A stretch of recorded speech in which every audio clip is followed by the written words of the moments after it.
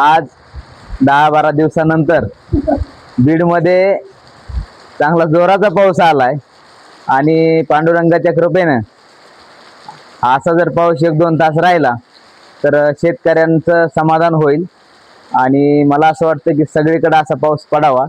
पूर्ण बीड जिल्ह्यामध्ये जरी पडला तरी सगळ्या शेतकऱ्याच्या चेहऱ्यावर आनंद येईल। आणि जे सुकलेले पिकं आहेत, आता कोणाच्या कापसाचे आहेत, कोणाची सोयाबीन आहे, वेगवेगळे पिकं आहेत, त्यांनी माना टाकून दिल्या होत्या। पण खरंच देवाला शेतकऱ्याची आणि प्रत्येक सजीवाची काळजी असते असं म्हणतात, ते खोटं नाही। आणि ते पंजाब मामाच्या काय नादी लागू नका। दिंडी वापस फिरल्यावर पाऊस येईल किंवा काय होईल, पाऊस येत असतो। निसर्गाला प्रत्येक सजीवाची काळजी आहे। निसर्ग हा सर्वांसाठी आहे आणि सर्वांना न्याय देणार आहे।